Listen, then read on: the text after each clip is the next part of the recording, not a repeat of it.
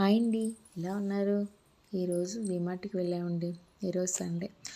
Last 3 వీక్స్‌గా వెళ్దామని ఇలా postpone చేస్తూ వస్తుంటే ఈరోజు కుదిరిందండి. ఎవరైనా స్టార్టింగ్‌లో డీమార్ట్ షాపింగ్ చేస్తారేమో కానీ ఈ మంత్ మాకు ఇలా కుదిరింది. మంత్ ఎండింగ్‌లో షాపింగ్ చేయాల్సి వస్తుంది. అవును, డీమార్ట్‌కి మనం ఒక లిస్ట్ రాసుకెళ్తాం. మనం లిస్ట్‌లో ఉండేవే కొంటే మనకి 2-3 థౌజండ్‌లో వచ్చేస్తాం. కానీ మనం వెళ్ళేది ఏం కొంటామో అక్కడికి వెళ్ళి అవన్నీ డబల్ అవుతాయి. నాకు మాత్రమే ఇలానా? మీకు కూడా ఇలా అవుతుందా? కామెంట్ చేయండి.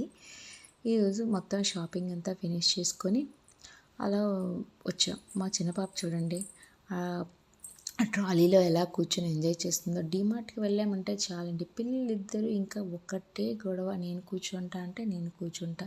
ఒకరిని కూర్చోబెడితే ఇంకొకరు అలిగిపోతారు. వాళ్ళే కూర్చుంటే కొనుక్కున్న సామాన్లన్నీ ఎక్కడ పెట్టుకోవాలండి?